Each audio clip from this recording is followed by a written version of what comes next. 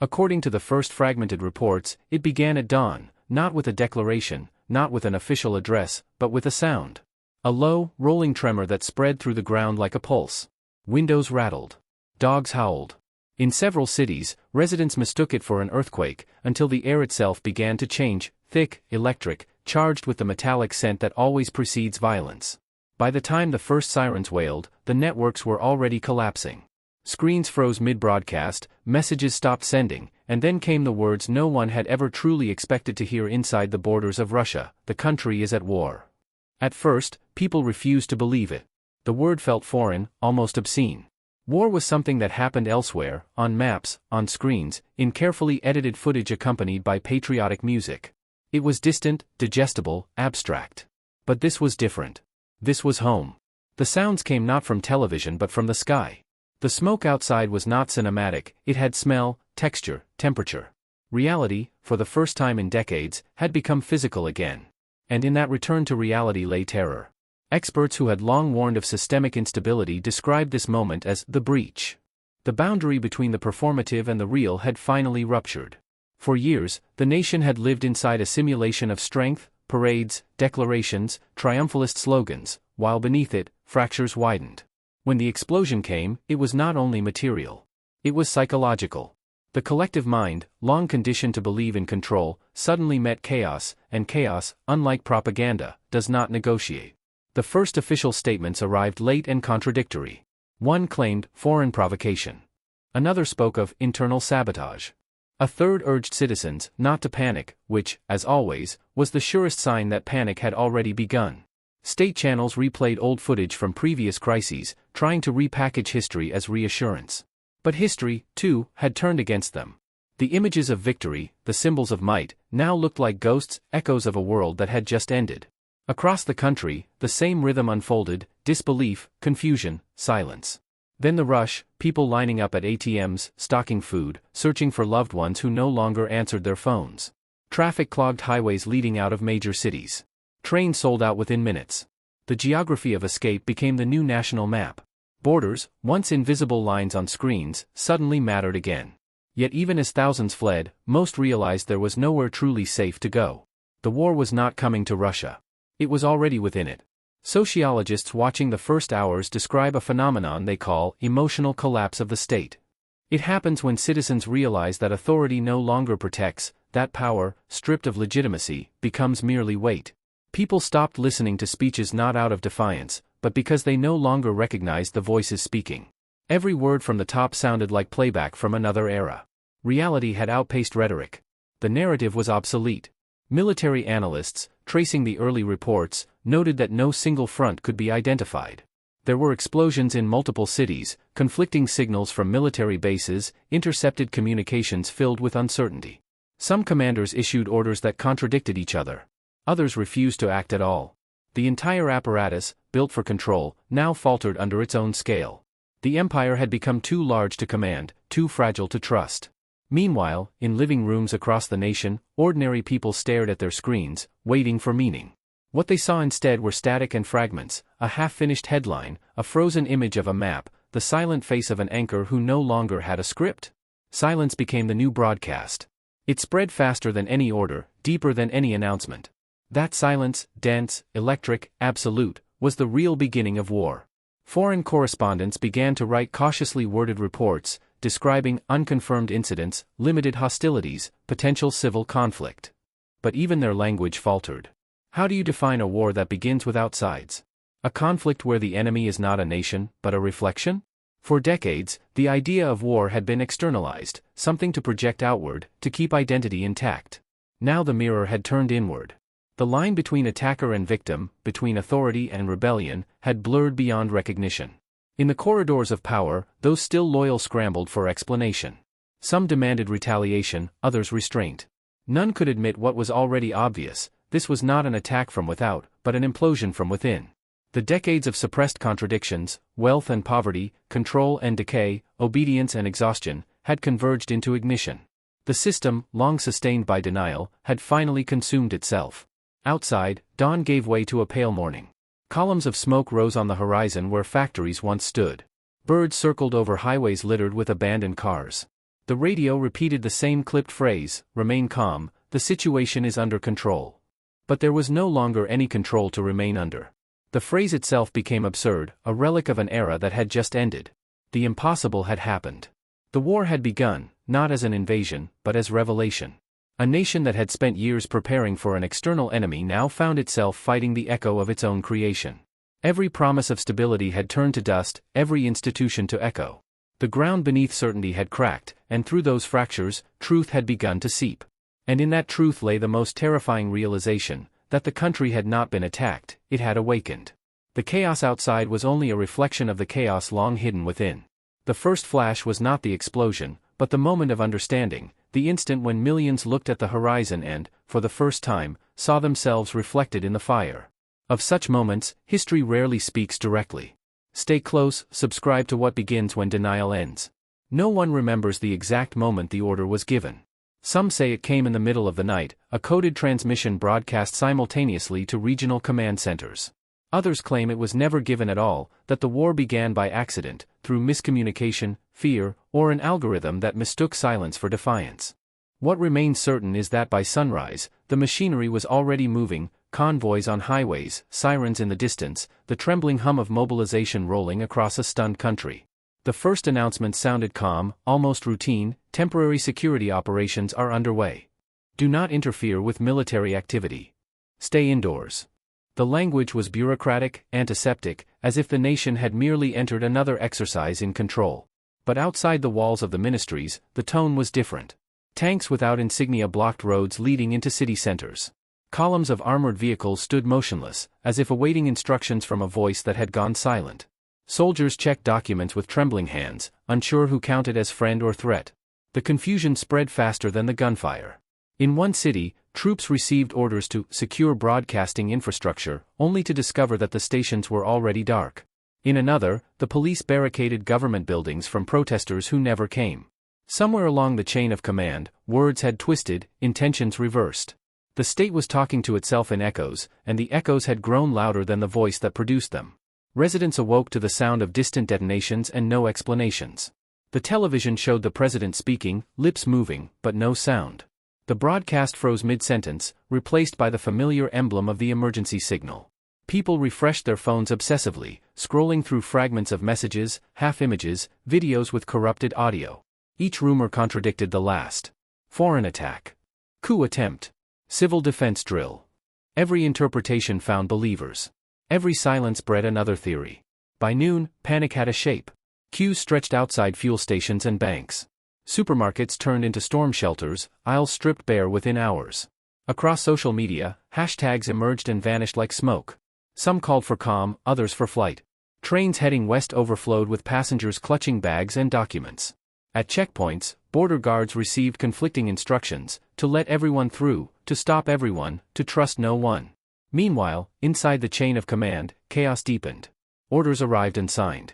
Communication lines failed. Entire battalions vanished from the radar, their commanders either unreachable or unwilling to respond. Military analysts later called it the breakdown of vertical coherence. In simpler terms, no one was in charge. The apparatus that had defined itself by discipline now stumbled in confusion. It wasn't rebellion, it was disorientation. And disorientation, on a national scale, is indistinguishable from collapse. The information war began almost instantly. Government spokespeople denied widespread conflict, insisting that isolated unrest was under control.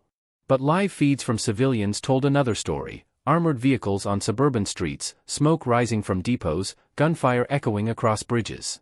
The dissonance between what was said and what was seen grew unbearable. People stopped watching the news, they watched each other instead. In one viral clip, a soldier stands alone at an intersection, weapon lowered, eyes blank. He repeats the same phrase to anyone who passes: "They told us it's an exercise." The clip lasts 20 seconds before cutting to static. Within an hour, it is deleted. By evening, it reappears in a dozen languages. The state tries to erase evidence faster than reality can produce it, but the speed of fear always wins.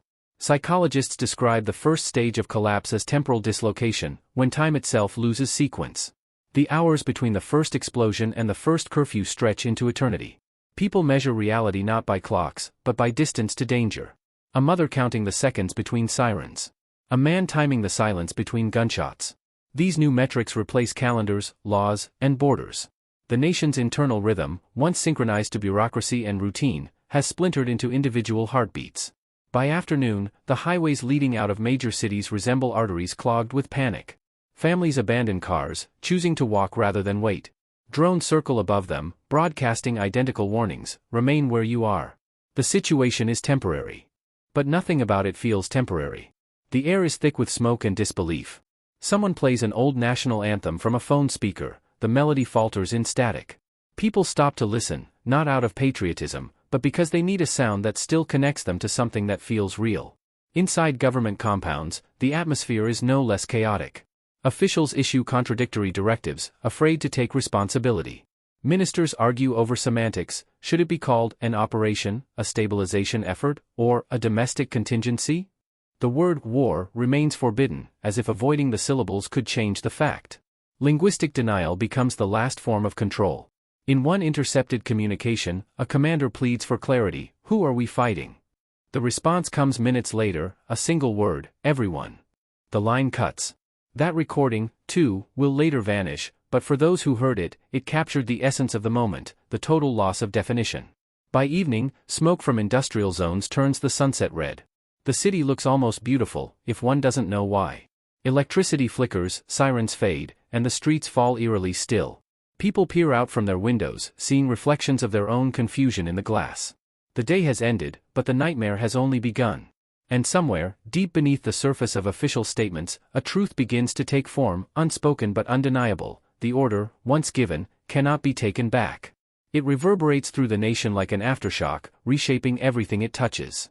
The war may still lack a name, but its echo is everywhere, in the smoke above the rooftops, in the static on the screens, in the heartbeat of a country that no longer knows what it's fighting for. In the distance between the official version and what the eyes see, history begins to write itself anew. Stay close, subscribe to the sound that still trembles beneath the silence. By the second day, the vocabulary of ordinary life had vanished.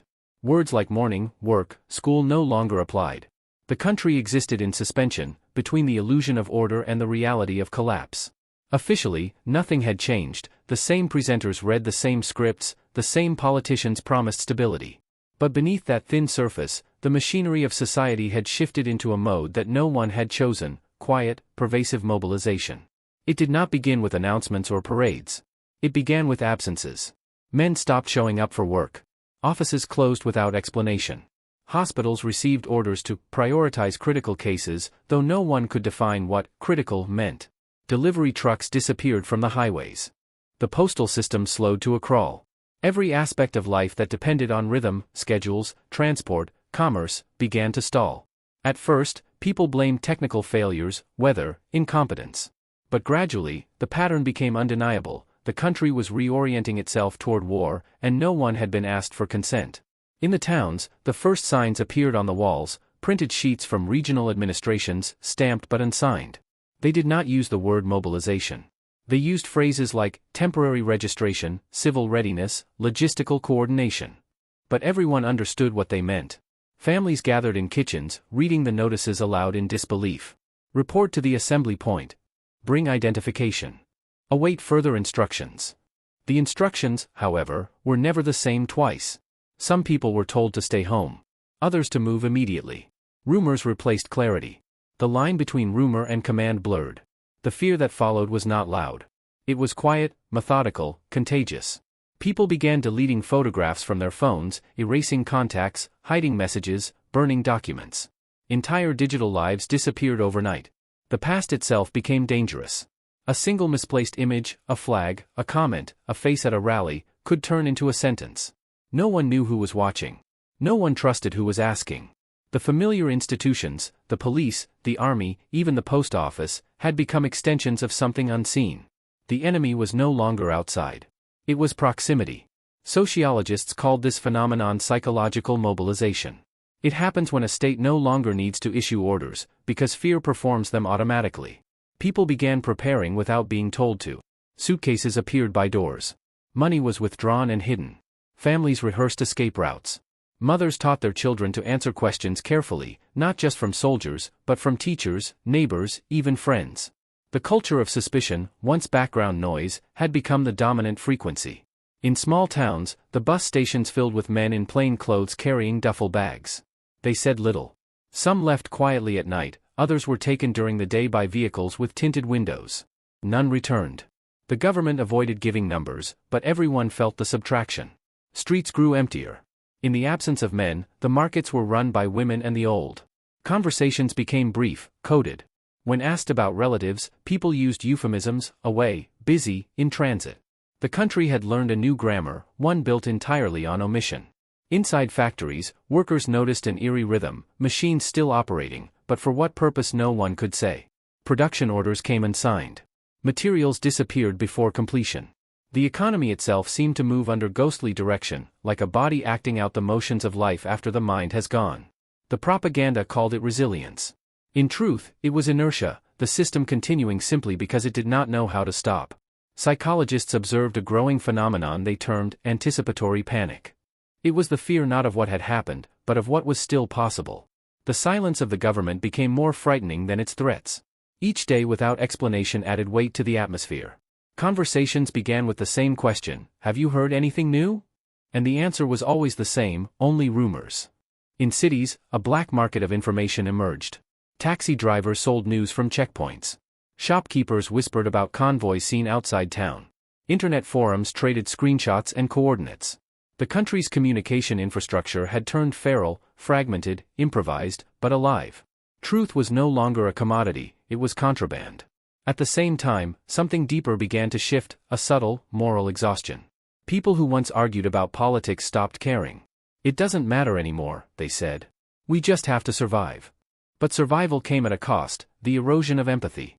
When fear becomes common currency, compassion becomes luxury. A woman refusing to report her neighbor risks her own arrest.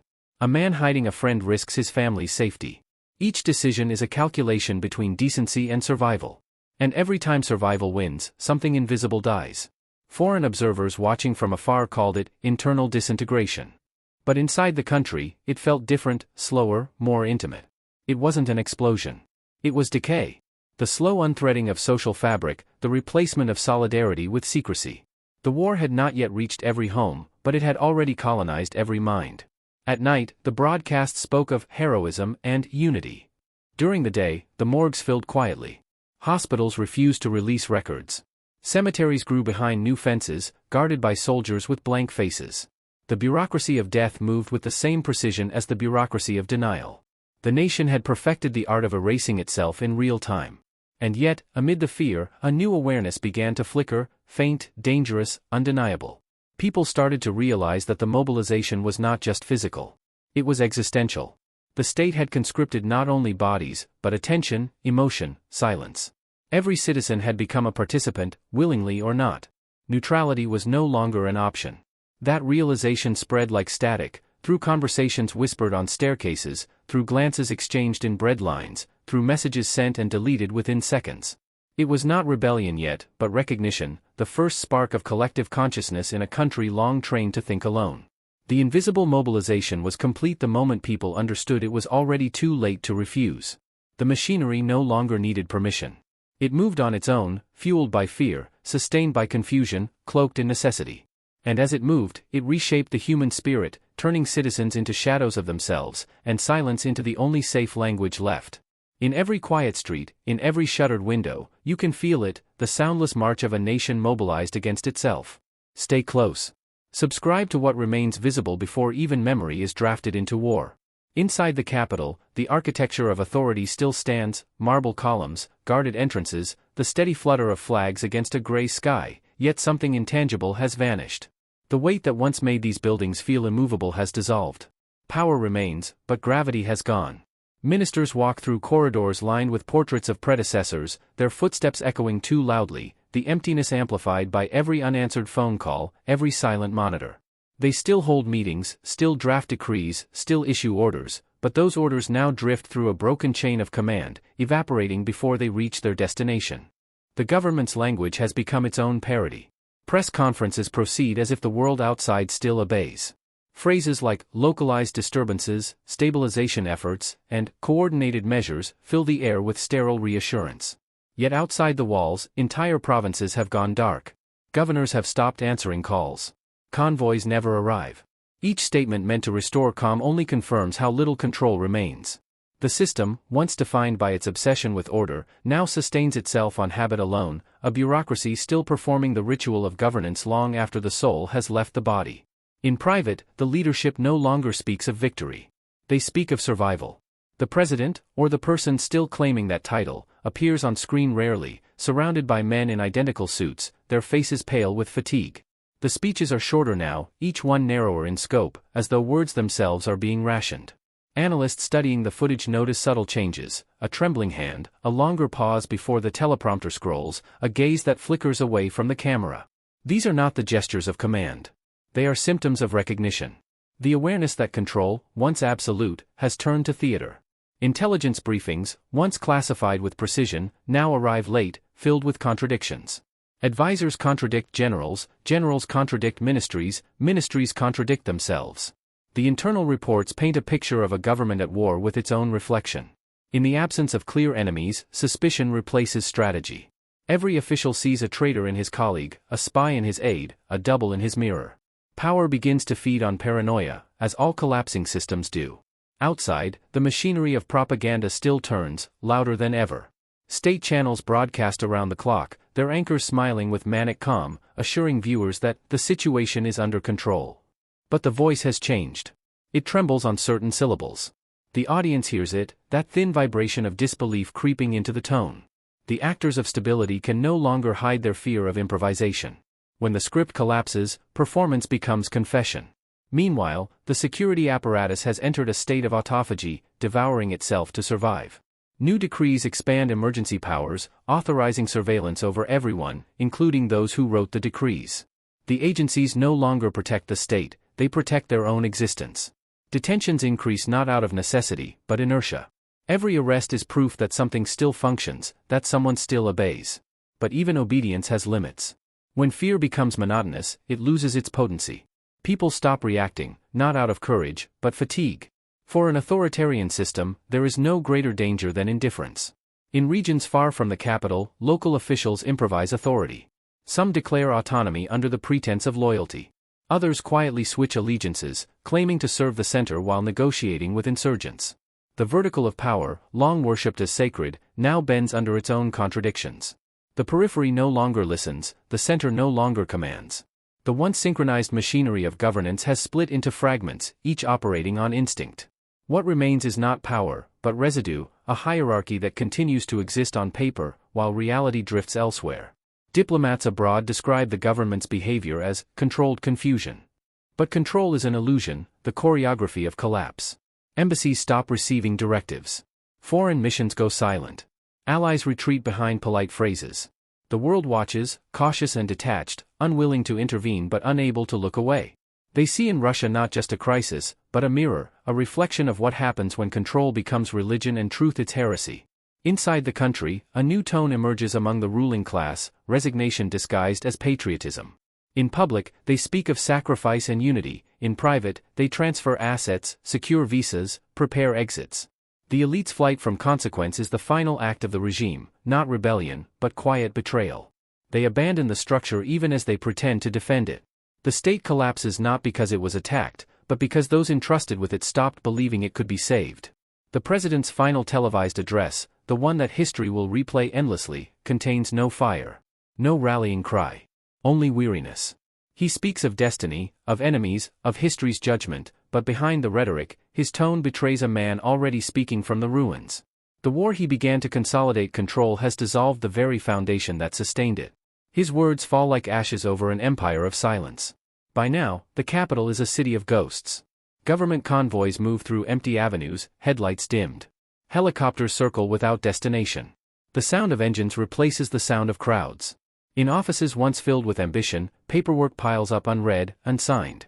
Every stamp, every signature, every seal feels ceremonial, as though the act of administration itself were a prayer to a god that no longer listens.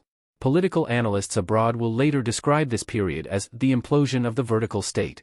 But inside the walls of power, no one uses the word implosion. They call it continuity. They issue memos, hold briefings, smile for cameras. Continuity, the last disguise of collapse. As night falls, the city lights flicker across the river.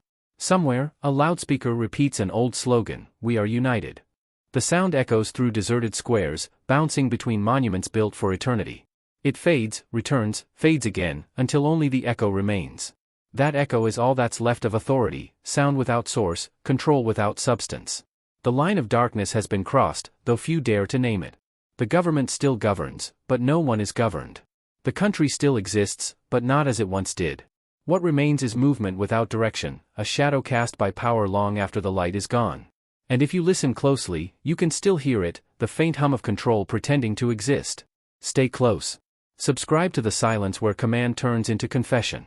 The city no longer feels like a place, it feels like an echo of itself, a vast shell inhabited by shadows who move through routines that no longer have purpose. Streets that once pulsed with traffic and light are now filled with a kind of stillness that vibrates, as if the silence itself carries voltage. The walls are intact, but the world they once enclosed has dissolved. There are no announcements, no official briefings, no clarifications, only fragments of sound carried through static, the ghostly residue of a communication system that has lost its sender. At first glance, life seems to continue. Shops open for a few hours, trains occasionally pass, people still queue for bread, though no one asks where it comes from. But everything happens slower now, as though time has thickened. Conversations begin and end mid-sentence. Words hang suspended, meaningless, because everyone already knows there is nothing left to say. The war, whatever it was meant to be, has devoured language itself. In the evenings, when the curfew sirens wail, people lock their doors not because they expect danger, but because they no longer trust safety. The boundary between outside and inside has lost its meaning. Fear has become atmospheric, not situational, it doesn't depend on events anymore, it simply exists. Psychologists call this collective derealization, when an entire population stops believing in the reality it inhabits. You see a street, but your mind insists it's a memory. You hear a sound, but doubt it's real. The present becomes indistinguishable from recollection. The radio still functions in theory, but what it transmits now is something closer to music than news, long, hollow tones interrupted by voices that sound rehearsed, automated, drained of conviction. Each station tells a different story, and none agree. One claims the war is over, another that it never began. A third insists victory is near, though no one can define what victory means. Between the frequencies lies a strange kind of harmony, the harmony of contradiction. It hums through the city like background radiation, low and endless. People huddle around old receivers, turning dials in search of truth, but truth no longer occupies any particular frequency. Instead, they find fragments, half a sentence, a weather report from another decade, a patriotic song warped by interference. Some claim to have heard secret messages hidden in the static, coordinates, names, promises of rescue. Others say it's just the sound of the infrastructure dying. In this confusion, rumor has become currency. To know something, anything, is power. Even if it's wrong. Especially if it's wrong. A man in the market claims the government has fled east. A woman swears foreign troops are already inside the capital. Teenagers circulate grainy videos of explosions that may or may not have happened years ago. Each rumor creates its own reality, feeding a population desperate for meaning. The more contradictory the stories become, the more real they feel. In the vacuum left by silence, belief replaces fact. And belief, once unleashed, multiplies faster than correction. There is no single narrative now, only islands of conviction floating in a sea of confusion. Neighborhoods form around stories, one street believes in surrender, another in redemption, another in nothing at all. This is not politics anymore. It is mythology. Each person is both priest and prisoner of their own version of events. The truth, if it still exists, has become irrelevant. The mind chooses comfort over coherence. The few journalists who remain work in secret, recording testimonies, photographing ruins, storing files on hidden drives. They call themselves chroniclers of noise. One of them writes in her notes, "Reality has too many versions.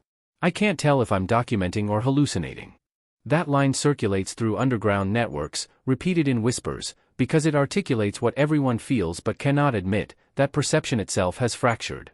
And yet, in the middle of this cognitive wreckage, life persists in strange, stubborn ways. Children still draw on pavements, though their chalk pictures are no longer of houses and trees but of screens and signals, spirals, towers, eyes. Adults no longer correct them. The images feel prophetic. At night, the power grid flickers like a dying organism. Sometimes the lights return, sometimes they don't. When they do, the city glows with a sickly luminescence, too bright, too fragile. Windows illuminate figures moving slowly, deliberately, like actors rehearsing for a play no one will ever see. From a distance, it looks peaceful. Up close, it's unbearable, the kind of calm that comes after everything worth protecting is gone. In the absence of truth, people have turned to sound. Radios, generators, even the mechanical whir of drones overhead, all of it merges into one endless tone. It fills the night like an anesthetic, dulling thought, smoothing fear. Psychologists would call it collective coping, but it feels more like surrender. The city has become an instrument, its inhabitants the strings, vibrating endlessly, producing noise that no one listens to but everyone needs. And still, deep in the static, there are moments of unbearable clarity. A voice breaks through, human, trembling, real. Is anyone still there? It asks. The words hang in the air for a few seconds before fading into silence. No one answers, but the city hears it. The sound passes through walls, through windows, through hearts, leaving behind a trace of warmth, proof that even in this vacuum, someone still remembers how to speak without lying. The next morning, rumors spread that the voice was a signal, a call for uprising, or perhaps a warning. No one agrees, but everyone repeats it. The repetition itself becomes ritual, a substitute for faith. The city is now an organism of whispers. Every sound carries dual meaning. Every silence feels deliberate. The line between truth and hallucination has blurred so completely that both coexist comfortably. The information war is no longer about controlling what people believe, but about ensuring they believe something, anything that keeps them from stopping, from thinking, from remembering what still hurts.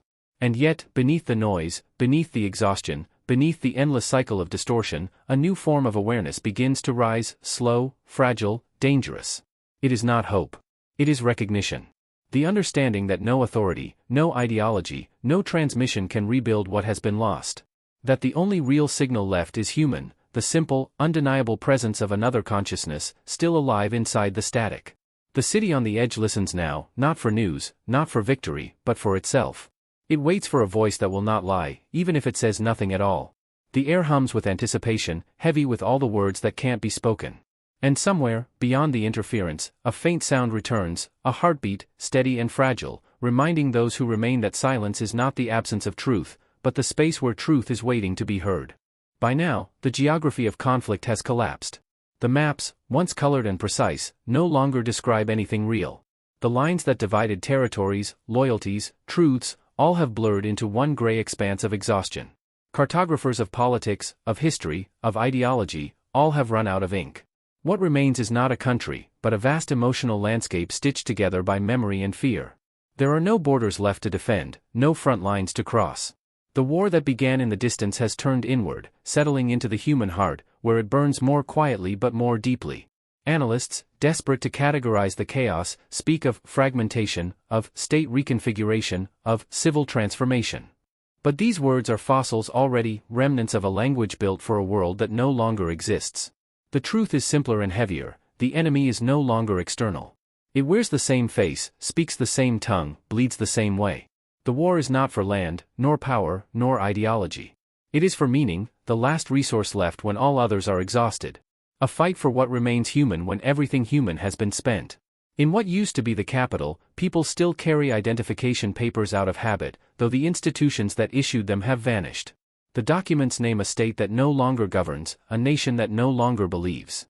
The streets are filled with fragments of the past, monuments half destroyed, posters faded to ghosts, slogans eroded into nonsense.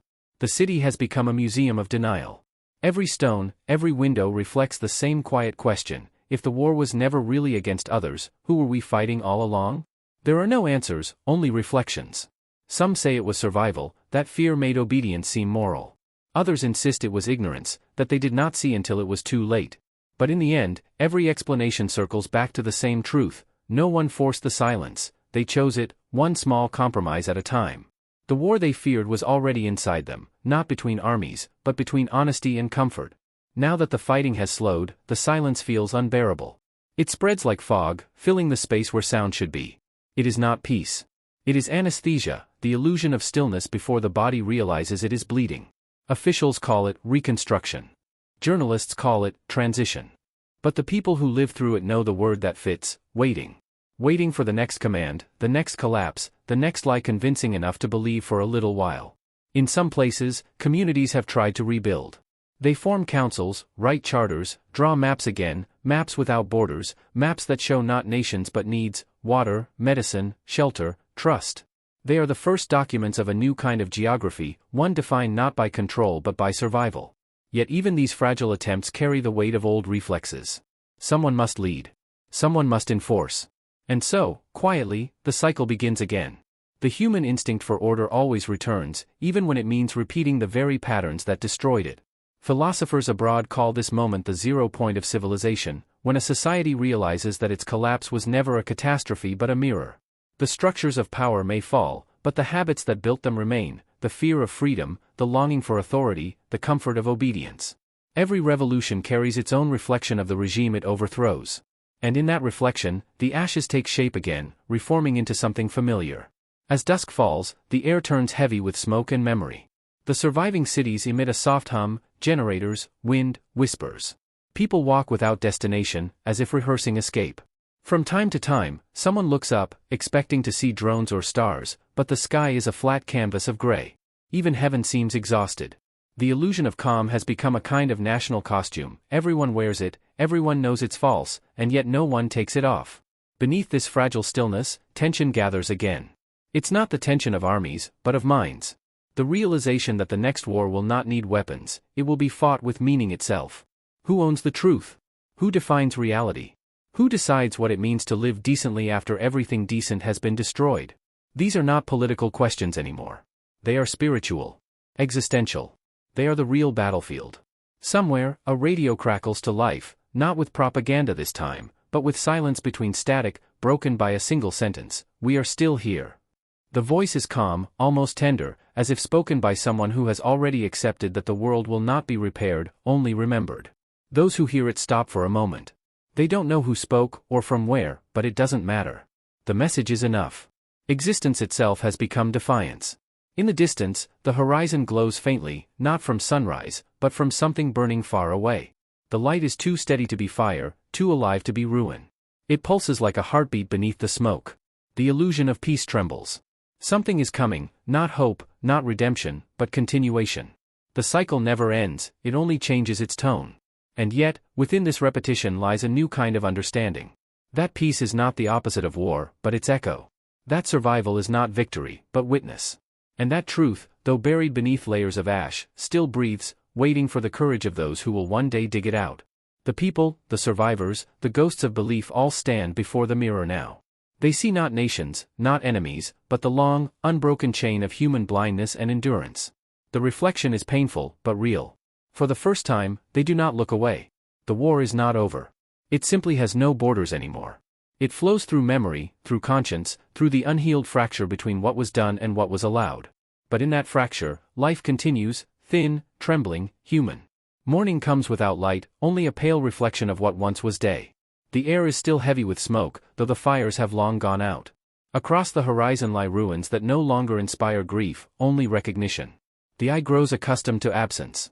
The human mind, in its cruel adaptability, learns to navigate destruction the way it once navigated streets, by memory, not direction. What was once unbearable has become routine. That is how history ends, not with outrage, but with acceptance. The war, if that word still holds meaning, has dissolved into aftermath. It exists now as atmosphere, as sediment in thought, as something you taste when the wind shifts. There are no parades, no treaties, no declarations of victory. Only the slow, collective understanding that the country did not survive in the way it once believed survival meant. It continues, yes, but as something else, something posthumous.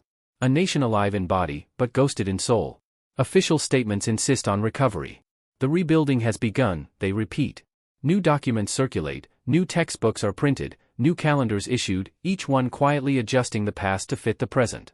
The language of memory is rewritten in real time. Monuments are cleaned, plaques replaced, archives sealed. Whole events vanish overnight from the public record, replaced by cleaner, simpler versions of themselves. The narrative of ruin is transformed into the story of resilience. Pain is rebranded as triumph. Forgetting becomes patriotic duty. And yet, beneath this curated optimism, something resists. It is small, fragile, invisible, but it exists. Memory, like dust, cannot be fully erased. It settles into the cracks of reconstruction, clinging to walls, to air, to skin. You breathe it without knowing. Every conversation, every silence carries its trace. The more they try to bury it, the more persistent it becomes. Truth has learned to survive in exile. People speak of the past cautiously now, using metaphors instead of facts. They call it the time of smoke or the season of silence. No one argues about details anymore. To question the record is to question reality, and reality is now an administrative product. But in quiet moments, a smell, a song, a flicker of déjà vu, the old world reappears, uninvited and indestructible. The mind remembers what the law forbids. That memory, though unspoken, is the last act of rebellion. The new historians will call this period the Restoration. The word sounds noble, but it hides what was truly restored: control. The machinery of authority runs smoother than before, lubricated by exhaustion. People obey not out of fear now, but out of disbelief that anything else could exist. Dissent has become an anachronism, like candlelight in a city of neon ruins. The citizens, emptied of conviction, drift through life like survivors of a dream they cannot describe.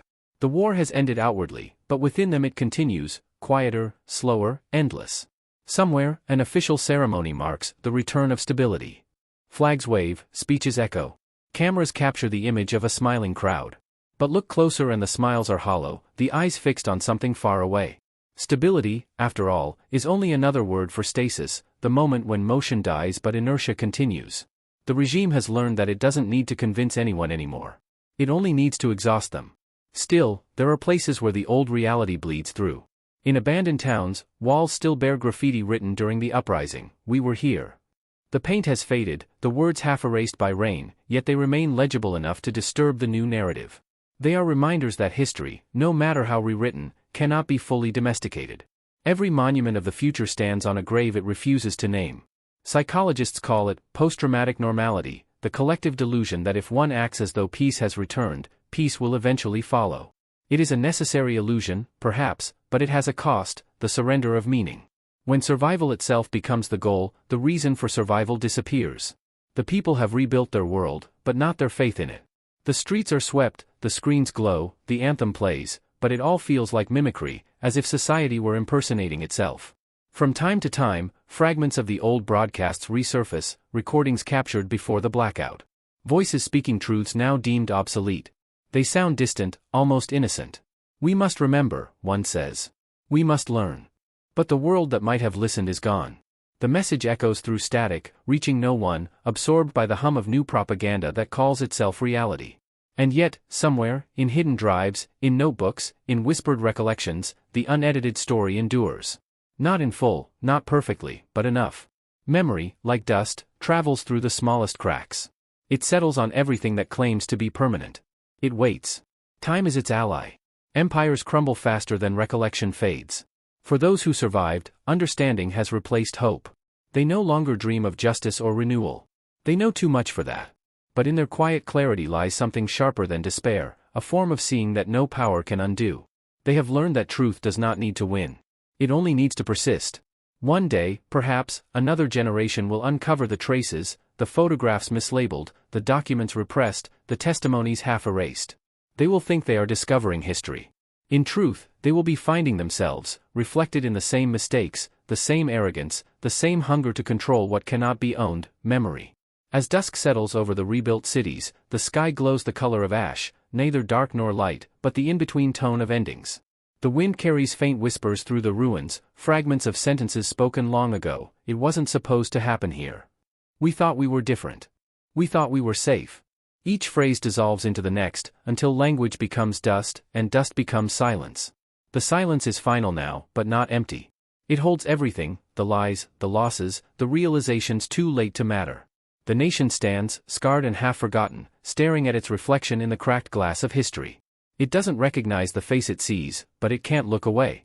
That is the price of awakening. That is what remains when illusion burns away. And so the story ends, not with resolution, but with endurance. The truth lies buried, but breathing. The ashes are cold, but alive. Stay close. Subscribe to the memory before it, too, is rewritten.